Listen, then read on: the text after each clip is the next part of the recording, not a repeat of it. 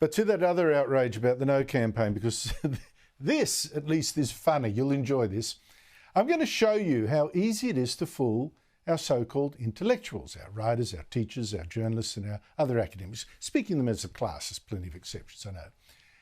I'm going to show you a bunch of fakes because I cannot believe there are still people seriously demanding Gary Johns resign, demanding the sacking of this leader, or one of the leaders of the No campaign, for saying in a book last year, people claiming special benefits for Aborigines should have blood tests to show they really were Aboriginal themselves.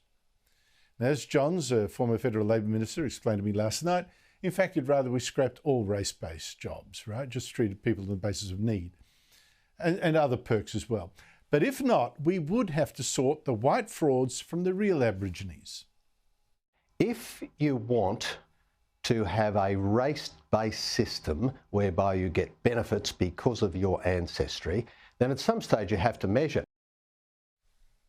Cue the outrage, including from a couple of presenters here at Sky, like this last night.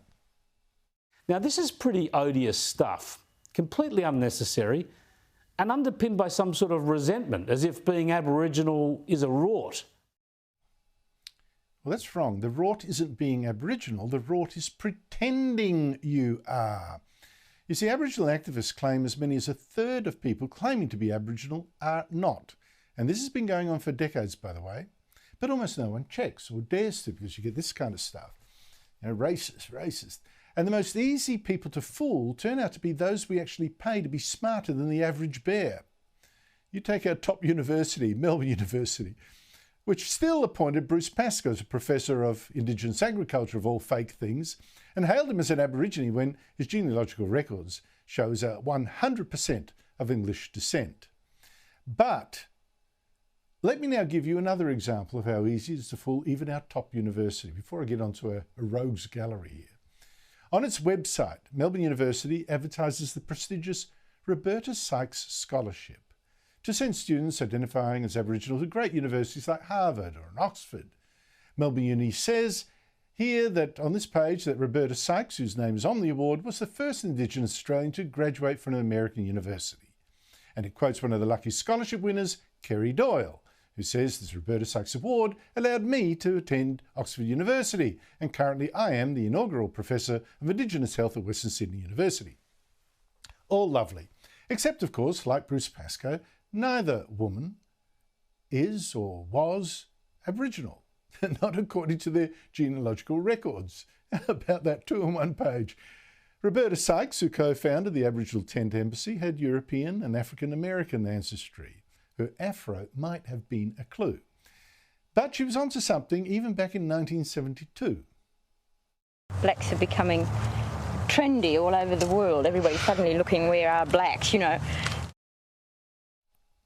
As for Professor Doyle, she claims to be from the Wininini tribe, not mentioned in any known textbook, unless it's somewhere under Piglet tribe or something like this, I don't know.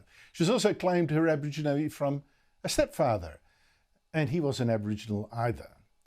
Now, if I'm wrong about any of this, Doyle has refused several times to show me how. Neither will the university. So, how long has this been going on? Well, longer than you might think. If you were in school in the 1960s or 70s or 80s, you might remember having to study a book called Wildcat Falling. It was on some syllabuses at the time. It was called the first novel by an Aborigine, Colin Johnson, who later called himself Madruru Narogan, which is much more Aboriginal. Now, as an Aborigine, in fact, as a member of the stolen generation even, he was made. He was appointed to universities, appointed to the Australia Council. But then his sister and Aboriginal groups blew the whistle. Madruru wasn't stolen, wasn't even Aboriginal. But never mind, in 1978, another Aboriginal writer bobbed up, B. Wonga. Now, his book, The Track to Bralgu, was even hailed by novelist Tom Keneally as the voice of authentic Aboriginality. In fact, this Aboriginal author, B. Wonga, turned out to be the white Yugoslav immigrant Sretan Bolzic. Oh dear. Still, in 1995, we got yet another book, and this time by an Aboriginal woman, Wanda Kulmatri. But she turned out to be a white male taxi driver from Adelaide called Leo Carmen. But In between all this, in 1988, another book was published, and this was the start of something massive. This one was Fox, about a young man's search for his Aboriginality. It was by a budding writer called Bruce Pascoe, who was a white man back then. But reviewers weren't that keen on white by now, not on white men. One in the Canberra Times complained that Pascoe is, after all, imagining the psyche of an Aboriginal person. And it's not possible for him to convey all that the concept of my people would mean to, say, Colin Johnson, which is a bit of a joke because we now know that Colin Johnson was a fake Aborigine too. And the reviewer said, sure, Pascoe writes as a humane, informed Liberal, but alas, as a white man as well. But wouldn't you know it, hey presto, Pascoe started calling himself an Aborigine. And reviewers and book festivals and the ABC, they've adored him ever since. Book prizes, 2 universities even hired him. That is how easy it is to fool even our supposed best and brightest. I'm an Aborigine, you say, and doors open to fame and power. But also to benefits. Because let's not pretend here. Again, this has been going on for many, many years. And I'll finish with just one example of that. Alan Appo, a bloke from Bundaberg, claimed for 30 years he was Aboriginal, and so did 100 of his relatives. The benefits flowed.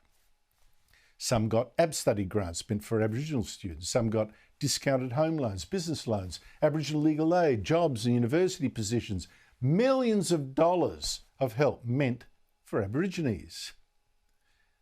But then fishery officials caught Alan Appo with undersized crabs. You can't prosecute me, he said. I'm Aboriginal. We're exempt from these laws, except this time. Queensland's Department of Primary Industries checked and, hello, Alan Appo was Sri Lankan. But these days, who dares to check? Certainly not our universities, you'd be racist.